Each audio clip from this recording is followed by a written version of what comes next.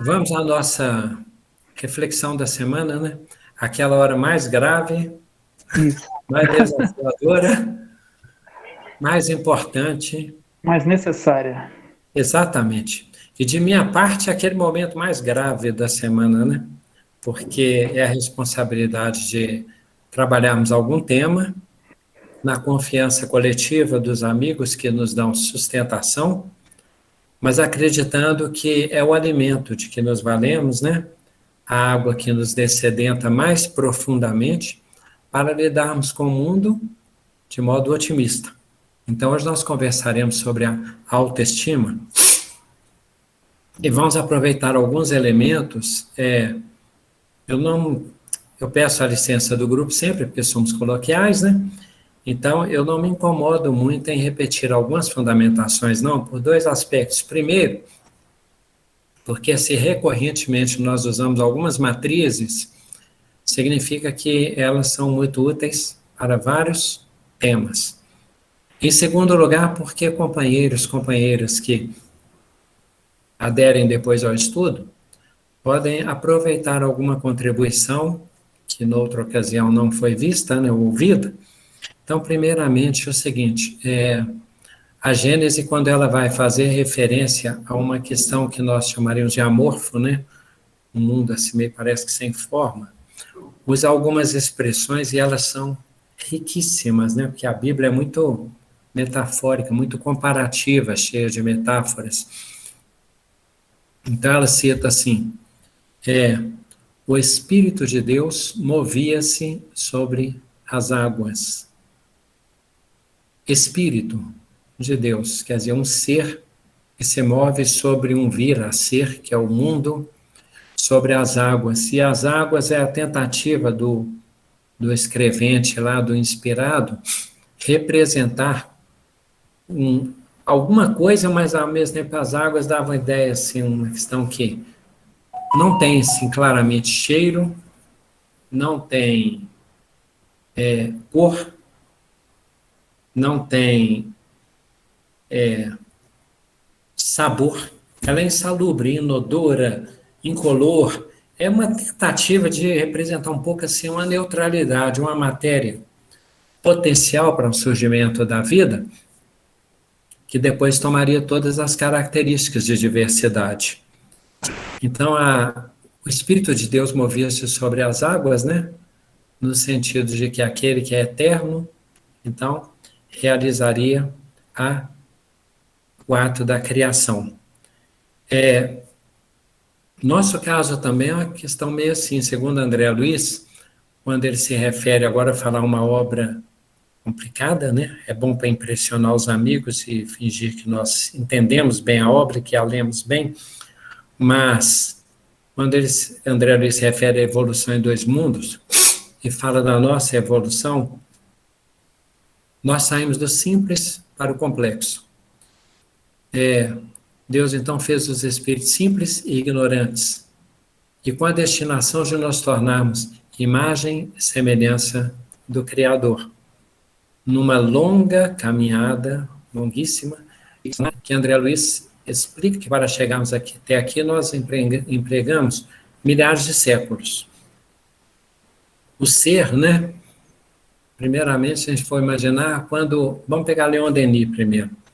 Ele fala que o espírito, ele dorme no mineral, sonha no vegetal, agita-se no animal e desperta no estado humano.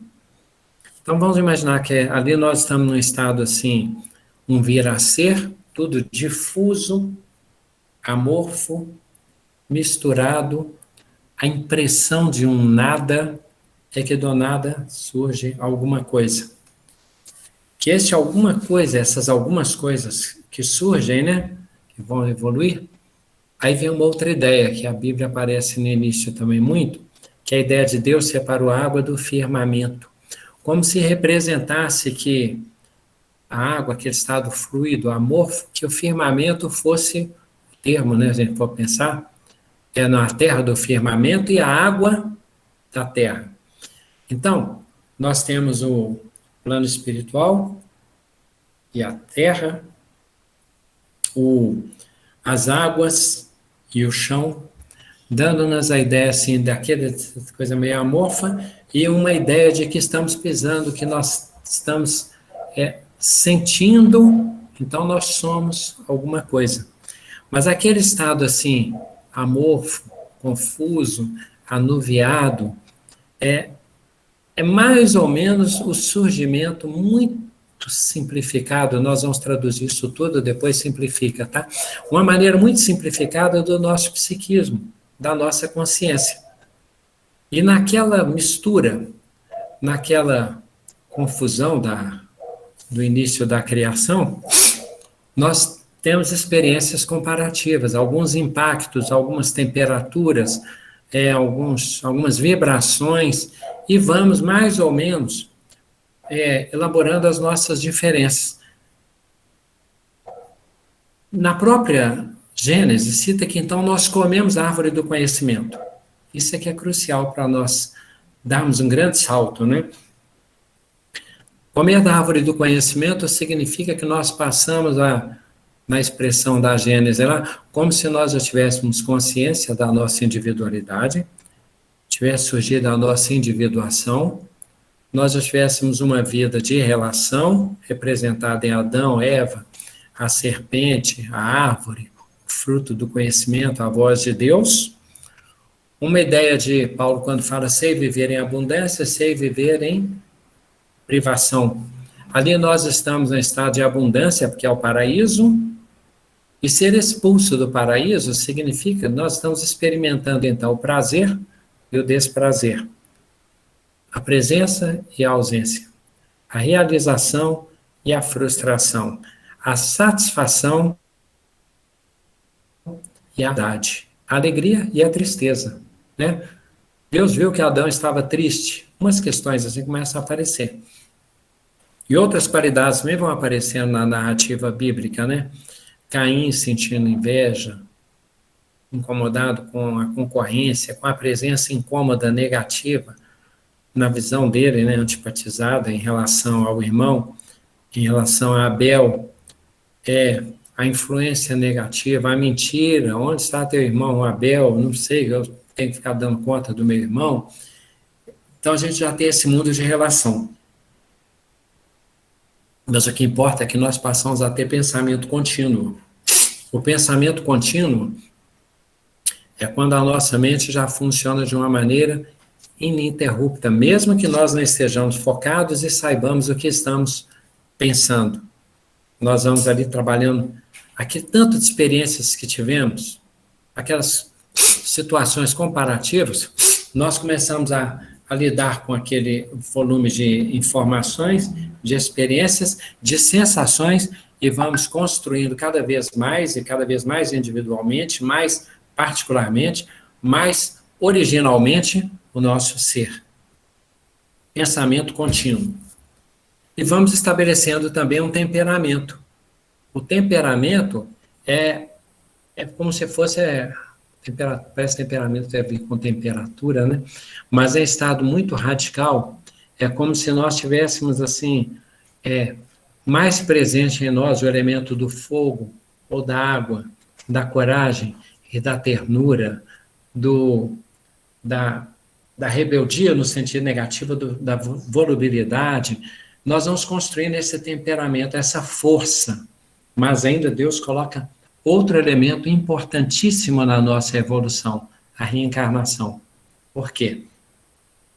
Na mesma vida, nós já experimentamos estágios diferentes das nossas personas, das nossas personalidades, dos nossos reclamos orgânicos, das nossas eclosões, as eclosões da puberdade, a eclosão da adolescência com a sua contestação, da fase adulta, da senilidade com seus aspectos de recapitulação e um pouco de sonho, a criança na fantasia, mas ainda é linear na mesma encarnação.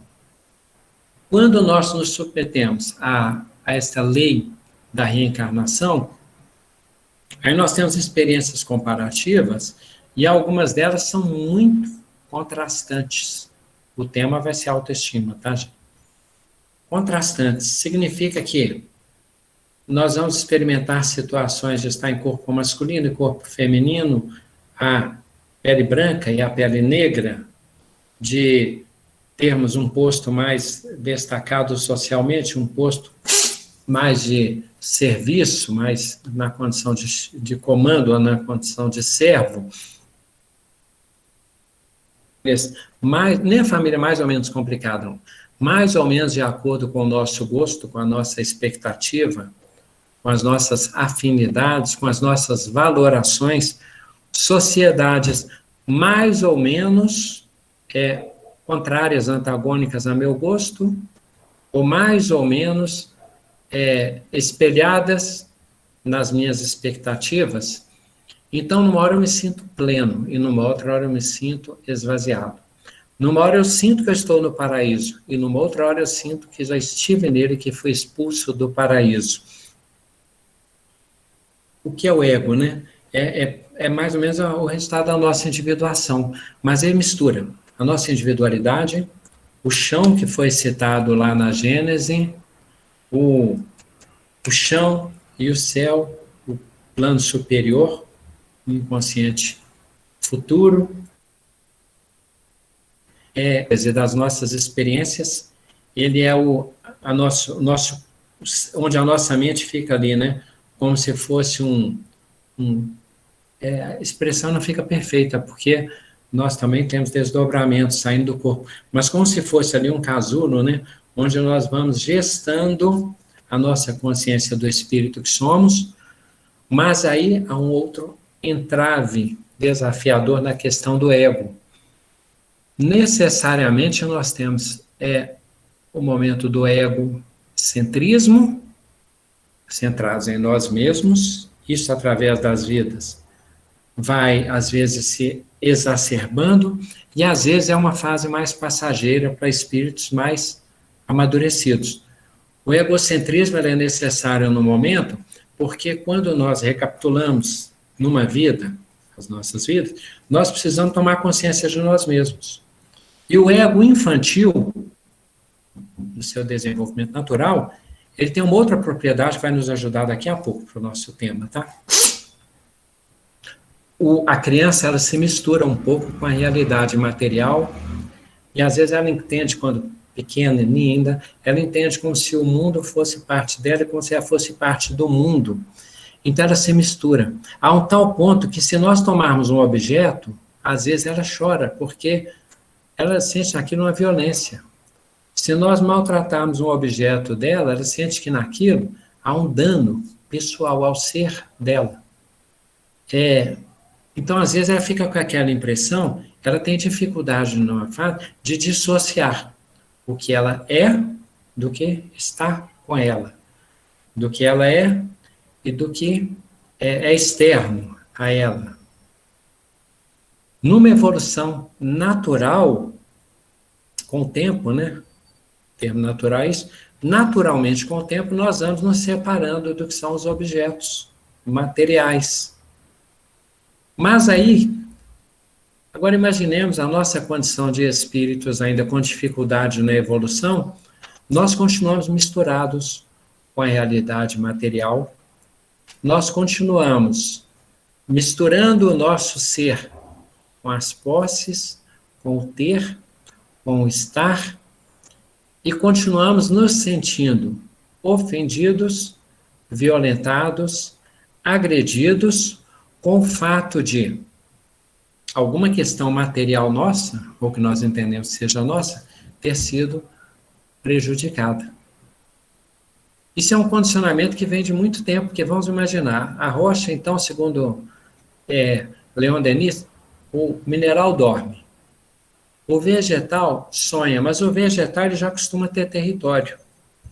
Ele já costuma a ter nutriente. Ele já se habitua a disputar a luz. Ele já se coloca inconsciente numa situação hierárquica, tanto dos animais, tanto dos vegetais, que são da sua espécie, quanto aqueles que são diferentes. Às vezes há uma simbiose, um ajuda o outro, mas às vezes é uma concorrência. Então, naquele jardim que nós achamos bacanas, né, de margaridas, por exemplo, existe uma concorrência ali implícita, né? O termo é subliminar, tá, gente? Existe uma concorrência ali discreta em qual que se estende mais, qual é maior, qual é mais colorida, qual consegue alcançar, na haste, né? Consegue alcançar mais altura. Então, essa questão de mais alto, mais colorido, mais bonito, mais vistoso, mais bem localizado, que mais chama a atenção, já existe um concurso de Misses Margaridas lá. As árvores já têm um desafio de qual delas tem a raiz maior, mais penetrante, mais eficiente para coletar a seiva. Numa floresta cerrada, existe o desafio de quais folhas, quais vegetais conseguem melhor posição, o condomínio mais privilegiado, né, para receber a luz solar, para ser arejada. Algumas precisam de umidade, então quais conseguem as folhas que guardam mais umidade? E quais são as folhas que secam e se desvitalizam mais rapidamente? Então, ali também já acontece luta nos vegetais. Quando na condição animal, nós trazemos essa situação de dormir, de sonhar e de agitação. E os animais são mais ostensivos, se formos pensar nesse concurso, nessa luta, nesse desafio, porque é uma combinação, a evolução da Terra, uma combinação de antagônicos e afins. Mas isso é um estado de harmonia. Aos olhos dos espíritos superiores, tudo é harmônico, inclusive as confrontações, as disputas, as lutas, as habilidades, os condicionamentos. Chegando aos animais, nós vamos perceber que é muito desafiador que um felino, uma categoria de felino, consiga ou não subir em árvore. Que ele consiga ou não estabelecer o seu território, marcar o seu território, alcançar sua parceira, ter efetivada a sua linhagem, ser bem-sucedido, bem-sucedida na guarda das suas proles. E para que isso aconteça, na condição animal, acontece aquela disputa de que falamos da evolução, né? Qual alce tem os galhos, as galhas maiores? Qual animal é mais esbelto? Qual é mais alto? Qual dos hipopótamos tem uma abertura de boca maior? Quais arcadas dentárias são mais assustadoras? Qual plumagem de uma ave, de um pássaro, é mais colorida? Qual arco do pavão é mais impactante? Qual primata tem mais força? Qual dos animais, dos cães selvagens, né, manifesta mais capacidade de liderança? Qual mãe é mais zelosa e eficaz para o cuidado dos seus filhotes? Qual macho tem mais força para que seja bem-sucedida a sua prole? e para que tenha melhor resistência. E entre os irmãozinhos, qual deles parece ser mais adaptado, que tem mais oportunidade de aprender as técnicas de sobrevivência, de resistir às intempéries e de aperfeiçoar a linhagem. Por isso é que Darwin trabalhou com essa hipótese, radicalmente, né? Mas com milhares e milhares de estudos comparativos de seleção natural.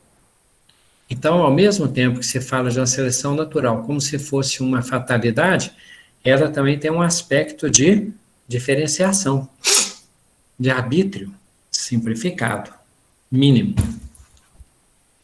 Quando nós chegamos ao estado humano, nós chegamos com todas essas predisposições, com todas essas experiências, com todas essas construções, definições de temperamento, revivências de personalidade, misturas de gostos culturais e tendências de competição, de concorrência, de luta.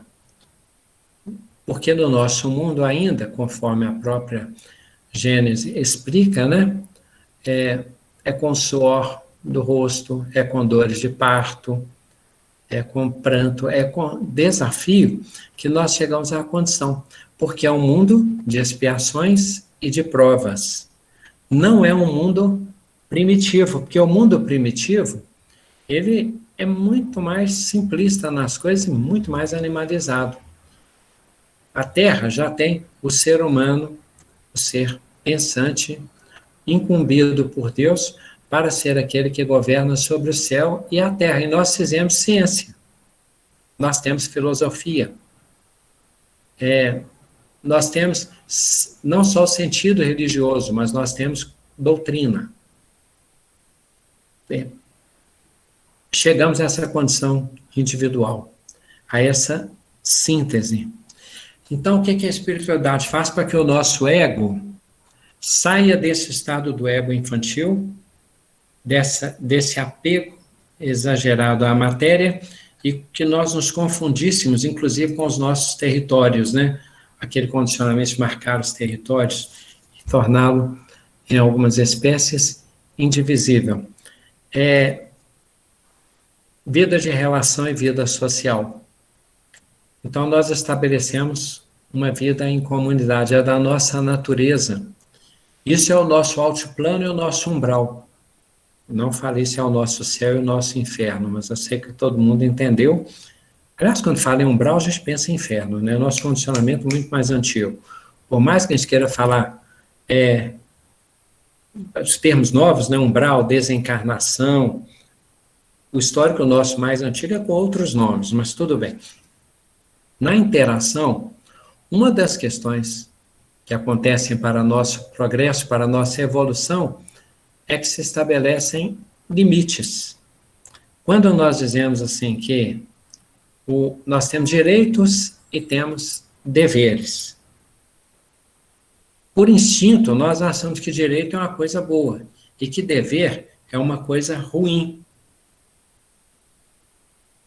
Para que nós aprendamos a consciência do dever e o prazer do cumprimento do dever, já que se fala que na codificação, a pessoa cumpridora dos seus deveres prova que ama mais ao próximo do que a si mesmo e mais a Deus do que aos homens. Prova que ama mais ao próximo do que a si mesmo e mais a Deus do que aos homens, aquele que cumpre o seu dever. Na vida em sociedade, então, nós temos no outro uma ideia de limite, delimitação. Uns vemos os outros como barreiras. Vemos, às vezes, o outro como concorrente.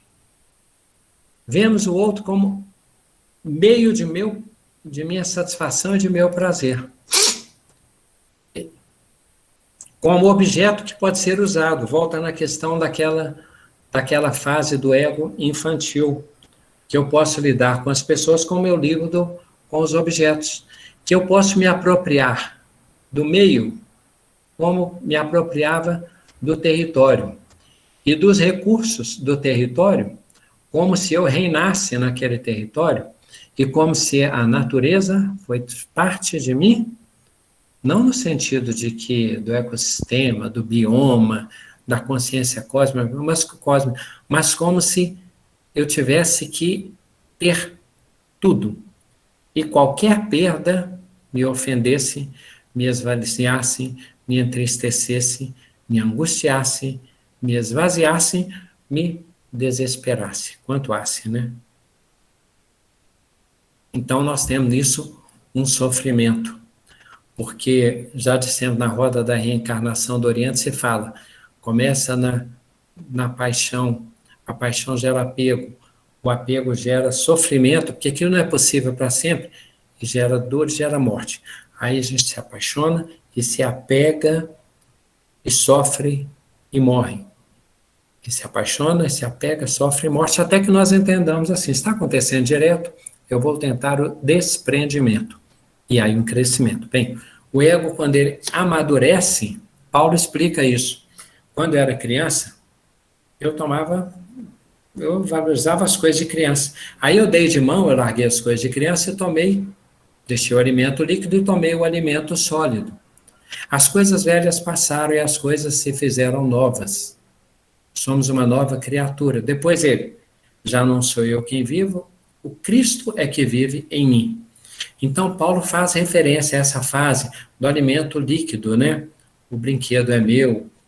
Experiência, eu lembro que uma vez o professor estava contando uma tentativa de explicar para uma criança, filho dela, que não ficasse egoísta e que o menino não dividia brinquedos de jeito nenhum.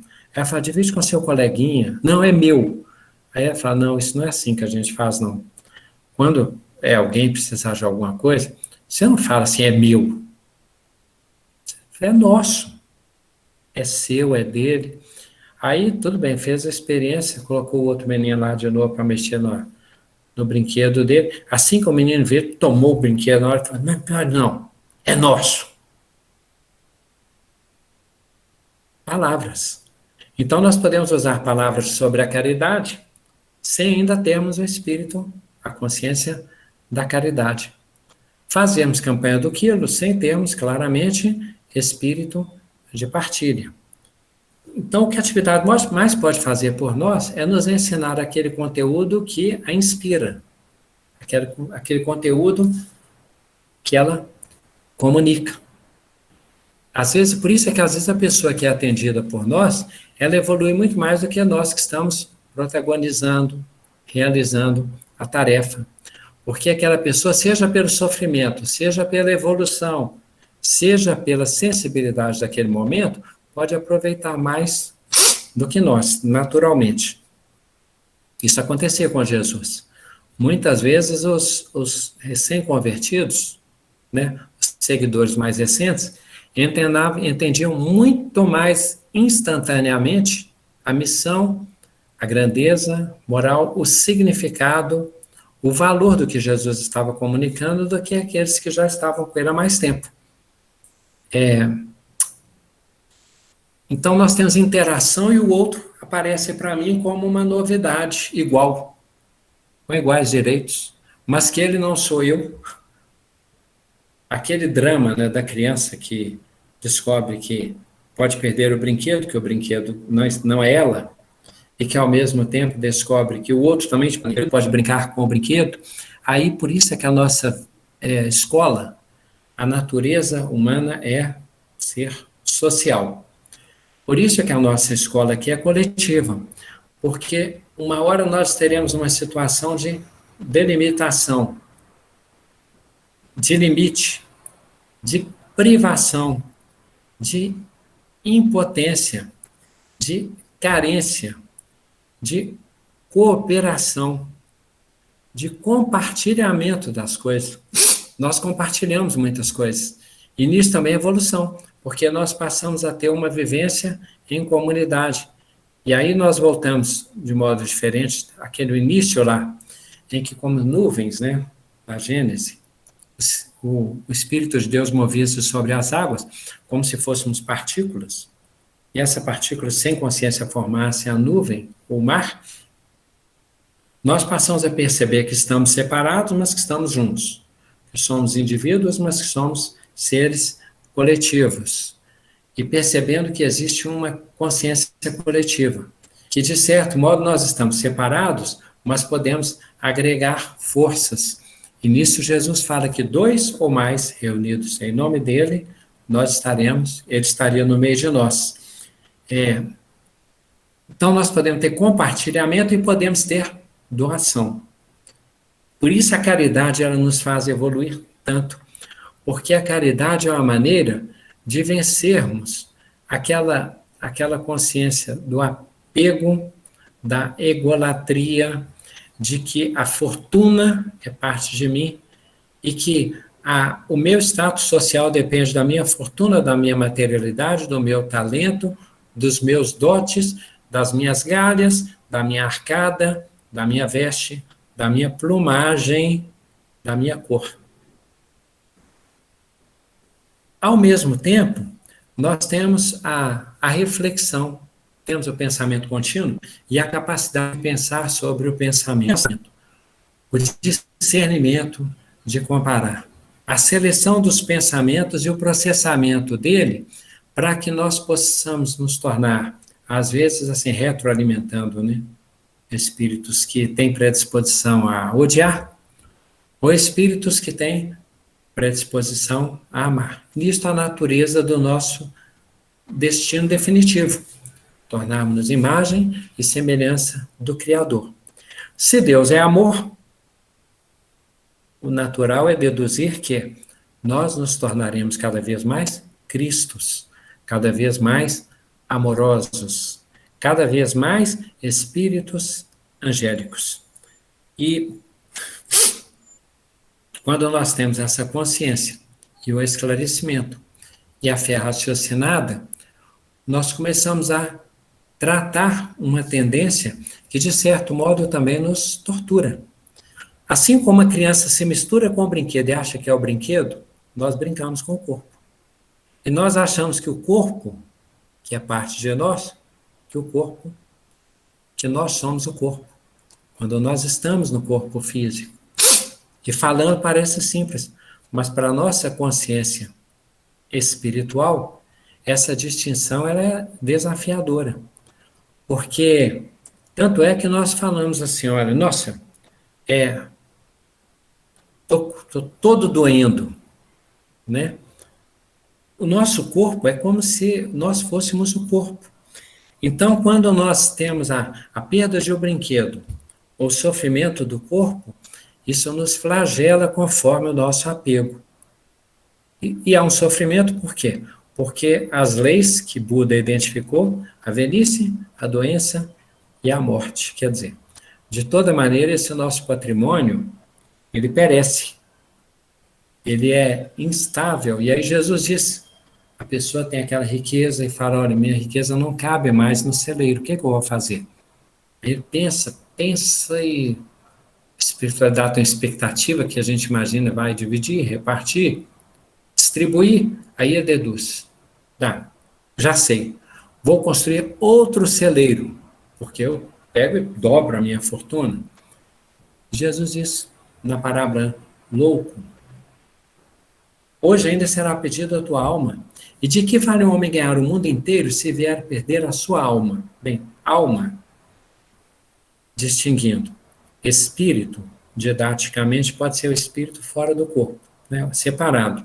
Pai, em tuas mãos entrego meu espírito, separado. Agora, quando Jesus se refere a estar no corpo, na tradução, é a alma, né? A minha alma está numa tristeza mortal. Hoje ainda será pedido a tua alma, quer dizer, você está no corpo, aí depois você vai se tornar, aí vai se desprender e será espírito. De que vale ao homem ganhar o mundo inteiro se vier a perder a sua alma? Isso não é só material, isso também é poder, isso também é fama. Há um livro do Léo Huberman, ele chama História da Riqueza do Homem, que aproveito muito do livro até hoje, lembra quando ele fala as 3 chagas da humanidade, ele é historiador, né? Escritor. As 3 chagas da humanidade, ouro, glória e poder. Ouro, glória e poder. Essas as três chagas da humanidade. Imaginemos então o contraste do ego de quando Jesus está no ambiente dos judeus orgulhosíssimos, dos judeus mais preparados e seguidores dele, ou sensíveis à mensagem, dos gregos mais paralelos com seu politeísmo, tentando fazer jogos de discurso e de descoberta de qual Deus verdadeiro, e dos romanos que achavam que o César é um deus, e coitado de quem não acreditasse que César era um deus. Imaginemos o que significava, então, a disparidade evolutiva quando Jesus chega perante o governante romano e o outro, por curiosidade filosófica, por brinquedo, pergunta a Jesus o que é a verdade. E Jesus, silencioso, que estava perante ele, ele não percebia.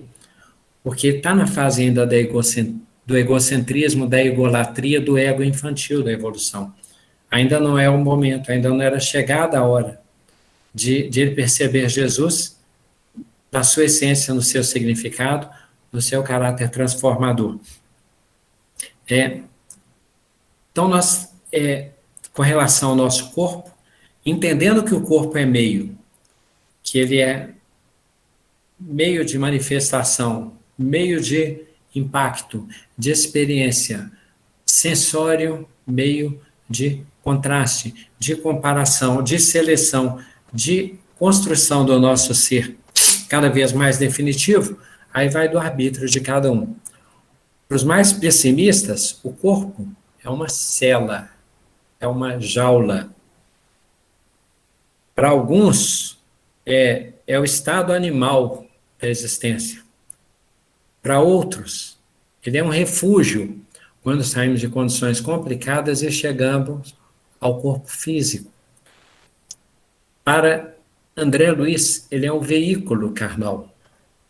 O veículo, ou o meio, ou o médium, o corpo, é tanto o nosso receptor, quanto é o nosso comunicador. Não apenas do que falamos, mas do que nós fazemos. Quando Jesus diz assim, vocês me honram com os lábios, mas o coração está longe de mim. É como se eu tocasse uma música e o pessoal não dançasse, como se eu falasse e o pessoal não ouvisse. Quem tiver ouvidos de ouvir, olhos de ver, ouça e veja. Quando ele fala das parábolas, né, quando ele enfatiza quem tiver ouvido de ouvir, ouça, quer dizer, quem está preparado, ele semeava. E no sentido de semeadura, cada um no seu momento de aproveitar. Com essas qualidades todas, com essa competição, essa concorrência, essa luta, essa especialização, essa individualidade que nós construímos, tá? Em alguns grupos mais iniciados orientais, eles distinguem personalidade, que muda o tempo todo e às vezes até se contradiz, com individualidade, que é o ser mais profundo, mas isso são palavras.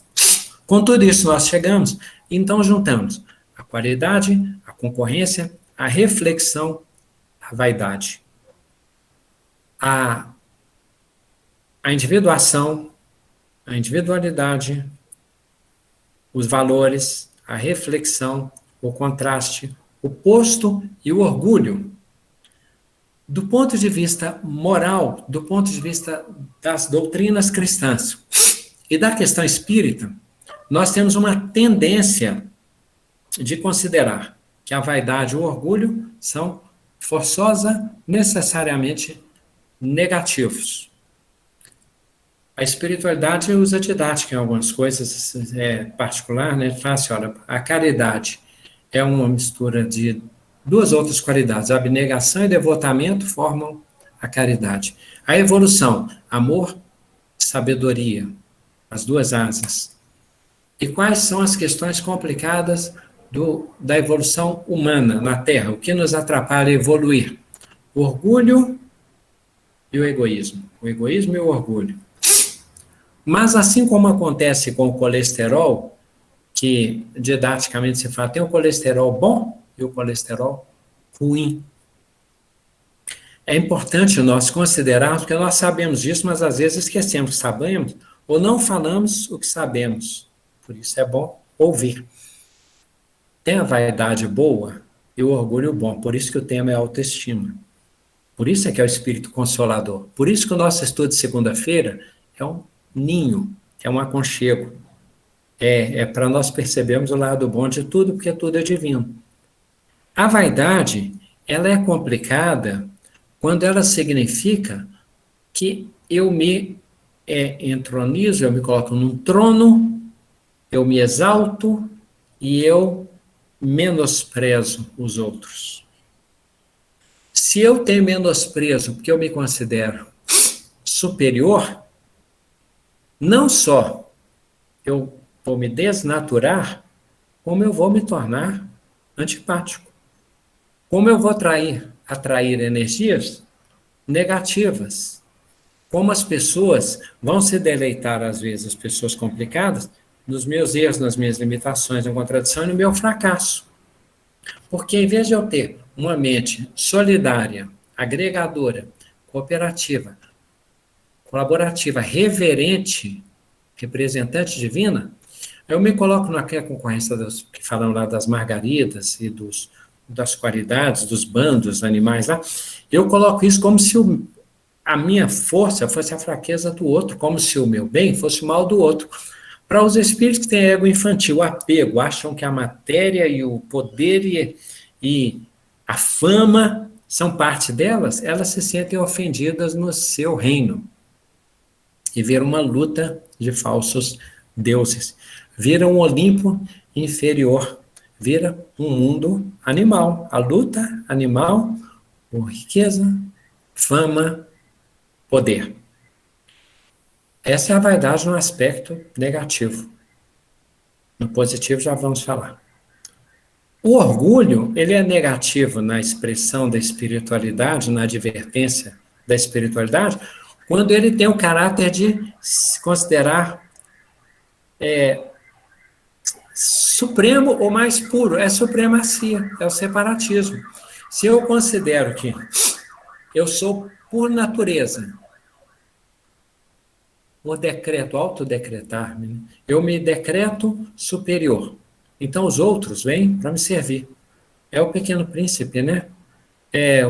Se bem que o rei do Pequeno Príncipe foi interessante, porque ele fala assim, olha, há um súdito. Aí ele fala, não, tal, ele fala, não, um súdito. Ele vestido de rei, falando com o príncipezinho.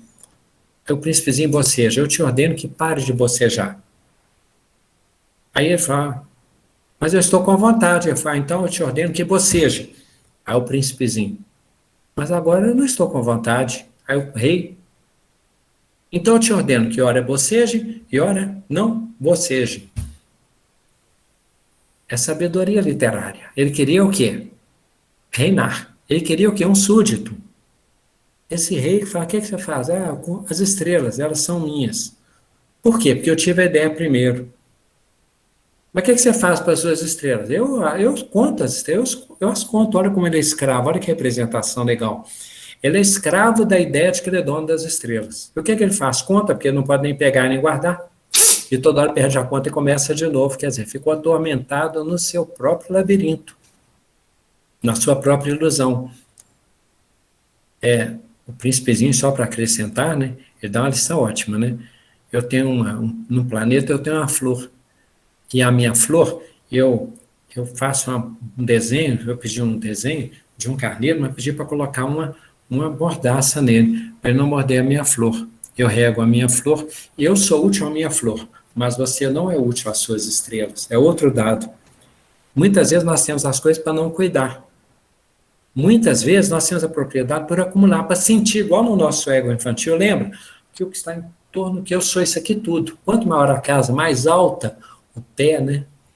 Quanto mais quantidade de vagas na garagem, quanto mais roupas de marca, quanto mais quantidade, quanto mais alimento, quanto mais dinheiro comigo, parece que eu me sinto mais ser. E nisso é que nos confundimos. Vamos pegar o lado bom, então. A vaidade. Não imagino, hora alguma, que Deus, Jesus, co-criador do mundo, engenheiros divinos, não sintam reconhecimento, alegria, realização não do ego, mas do ser. Quando nós nos maravilhamos com as maravilhas à nossa volta e com as maravilhas que somos.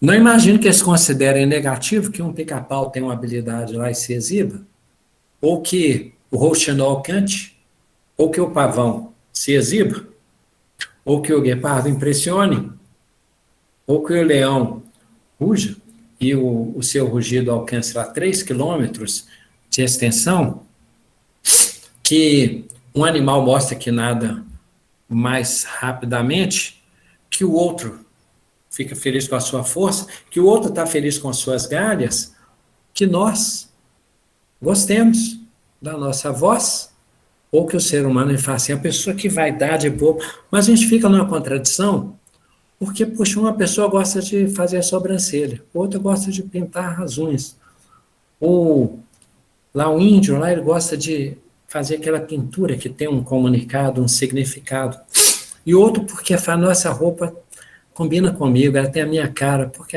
quer dizer por quê? Porque a roupa é bonita e a pessoa se sentiu bonita com a roupa.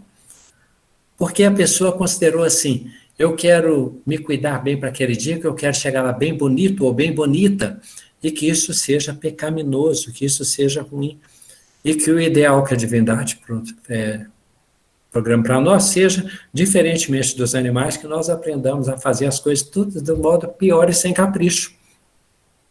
A vaidade é um autocuidado. Francisco de Assis dizem que no plano espiritual, disseram para ser um ser de amor e tudo. Agora, só uma parte, um corretivozinho. Você chamou irmã morte, irmão fogo, irmã dor. Quando chegou na hora do corpo, você chamou o corpo de irmão bobo. Aí não, Francisco. Não é irmão bobo. Nós somos...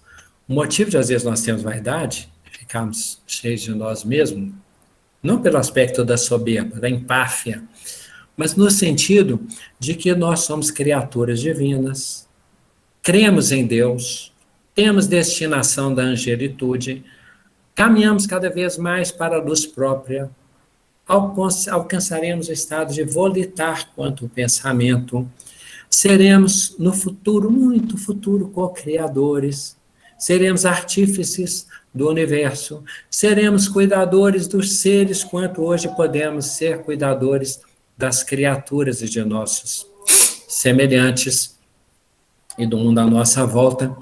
Não faz sentido imaginar que os artistas, os cultuadores da beleza, necessariamente sejam fúteis. Eles são médiuns dos criadores, dos engenheiros, médiuns das maravilhas do plano espiritual, de que se lembram ou que inspiram, porque são reveladas, e tentam comunicá-las aqui. Então, o jardineiro, o arquiteto, o alfaiate é meio antigo, vocês entenderam, né? O artesão, as pessoas que fazem tudo isso é o cirurgião plástico. Nós colocamos na nossa mente uma hierarquia de que o menino desenha, é bom. E quando a pessoa se cuida, quando a pessoa pintou o cabelo, quem tem, né?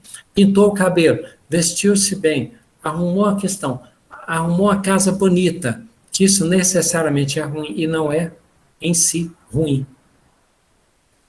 Quando no Novo Testamento tem comigo que nada é impuro senão para aquele que a vê como tal. Não é impuro em si mesmo. A vaidade pode ser uma vaidade positiva, vaidade de existir, vaidade de estar lá na Gênesis, lá, né? Que nós somos imagem e semelhança, façamos o homem a nossa imagem e semelhança, e que nós tenhamos a incumbência de governar o planeta e tudo que se move sobre o céu e a terra. Aí vem o orgulho. O orgulho bom é dignidade. O orgulho bom é a pessoa bem resolvida. Você encontra com alguém e a pessoa tem baixa estima, e ela se acha incapaz, ela se acha perseguida, está no estado de hipocondria, ela precisa ser ajudada. E às vezes o que vai ajudar é exatamente o remédio da autoestima. Ela perceber os seus qualificativos, seus talentos, seus potenciais, as estimas, que é cuidados invisíveis, o desvelo da espiritualidade em favor dela. O que é que nós fazemos com ela? Elevar o astral, melhorar a autoestima, elevar, aprofundar o conhecimento do ego. Como que isso é ruim se isso é medicinal? Então, a vaidade tem um aspecto muito positivo, o orgulho tem um aspecto muito positivo. O complicado é aquela visão da Gênesis, quando a gente, Lúcifer, né? Quando nós começamos a denegar, quando nós começamos a contrariar a natureza que é divina. Então, nós somos convidados a nos aperfeiçoarmos em tudo. Quando Jesus diz a nós, aí sim o cuidado é importante, mas sem perdermos de vista, quando Jesus diz assim, não vos preocupeis com o que haveis de comer, com o que haveis de beber, com o que haveis de vestir. Por quê? Não é o corpo mais que a veste? E a vida não é mais do que o alimento? Aí sim, a hierarquia. Nós podemos cuidar do ser, devemos zelar pelo nosso corpo, pela nossa propriedade que nos foi confiada, dar conta da tua administração, evangelho, né? Será pedido, dar conta da tua administração de tudo. Quando Jesus diz para nós, olha, ajuntai para vós, ajuntar, significa que nós vamos deixar de administrar, não, mas ajuntar, amontoar, é diferente. Ajuntai para vós tesouros onde os ladrões não roubam e as traças não corroem. Os ladrões, nós dissemos isso, o ladrão é a representação do espaço, é aquele que está aqui, depois está ali. Foi tirado. O ladrão pode ser o tempo, a reencarnação, o esquecimento. O ladrão some no espaço e a traça corrói no tempo. O que pode ser tirado de nós no espaço e no tempo não é parte de nós. Eu não sou aquilo. Aquilo é meio, o meu corpo também é meio. Olha que bênção. Então nós vamos triunfar sobre a velhice, a doença e a morte. O anúncio do reino dos céus está dentro de nós e com a imortalidade. Perfeito. Vós sois Deus. Sede perfeitos, como perfeito é o Pai que está nos céus. Então, a beleza é divina. A riqueza é divina. A vaidade é divina. O orgulho é divino. Nós somos divinos. Todas as criaturas são divinas. O desafio nosso, ainda que nós ainda não conseguimos o quê? Bem-aventurados os puros, os mansos, os humildes, os justos, os pacificadores.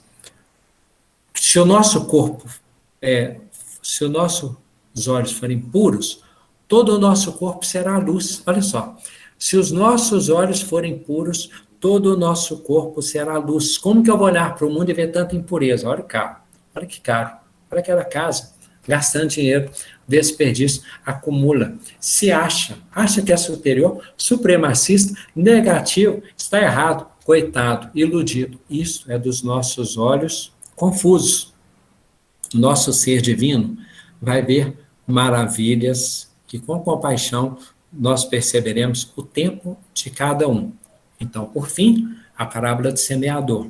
Se nós trabalharmos com aqueles talentos, com o que nós temos, então, gente, fazer esporte é exercitar o corpo, exercitar a inteligência, exercitar a leitura, fazer o bem, tudo isto é zelar pelo que nos foi confiado. Não é porque é perecível que é sem significado, sem valor, tá? Por fim, a autoestima é citar que nós somos maravilhas de Deus. E seres maravilhosos, anonimamente, cuidam de nós e nos esculpem a evolução. Esculpir. Tanto no corpo que nós temos, que foi o que deu para fazer, eu penso, isso aqui, não passa disso, é isso aqui que deu. Eu tenho que ver a beleza disso. Tem que olhar além dos olhos físicos e do espelho. E nós somos seres esculpidos no temperamento, no caráter, na imortalidade, na felicidade, que não só nos espera, que aumenta a cada dia, tá? Muitos dos últimos serão os primeiros serão os últimos. César, cristãos no Coliseu, óbvio. Abraço a todos, confiamos ao nosso amigo Demóstenes, e tomara que sobre a vaidade e o orgulho nós tenhamos uma percepção um pouco mais otimista e depurada, tá? Abraço a todos.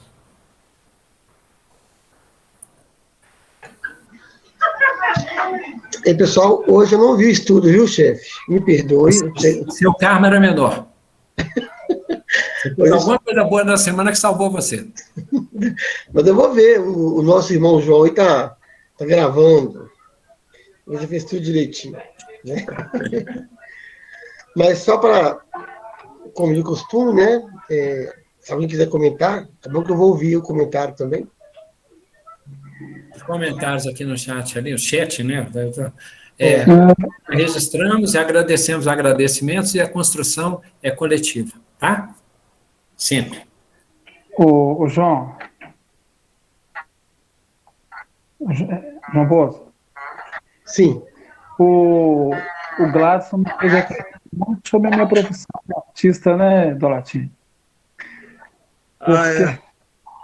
Porque para mim, que lido com tudo isso que ele especificou, a minha responsabilidade, que é de alguma forma, auxiliar na transformação moral e intelectual das pessoas que me ouvem.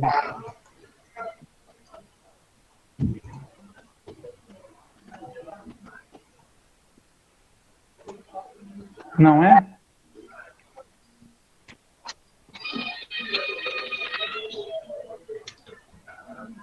Mais um minuto. Franklin. Aqui. Só em nome do grupo, super parabenizar a Cris, a Moranguinho, tá? Porque ela triunfa em delicadeza através das décadas, é uma referência de bondade nossa, né? Nós falamos em jardim, esse jardim seu com a Cris aí, né? É muito exemplar para nós, e daí nós temos certeza dessa ternura mútua de vocês, e só chega perfume para nós e para este mundo, tá? Então, parabéns merecidos, maiúsculos para ela, e você é coadjuvante. Eu vou repassar para ela. Obrigado. Tá certo. Então tá. E vou pedir o Franklin para fazer a prece para nós, Franklin. Ok. Agradeço a todos.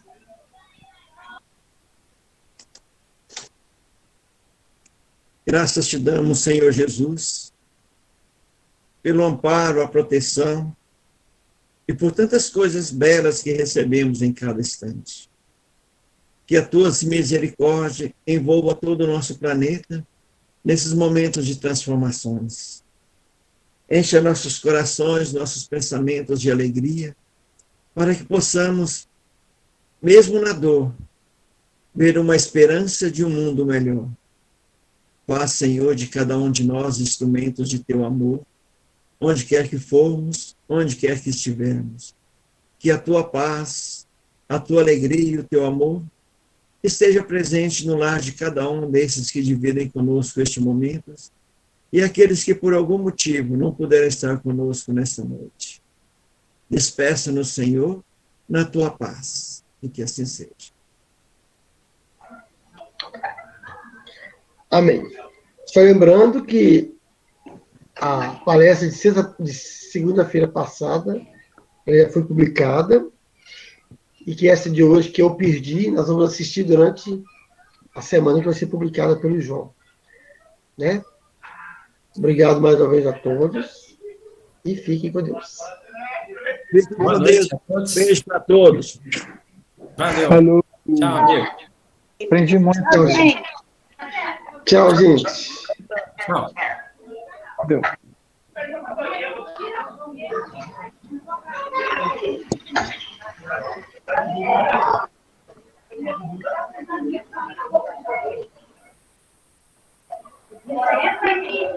quero ver a foto.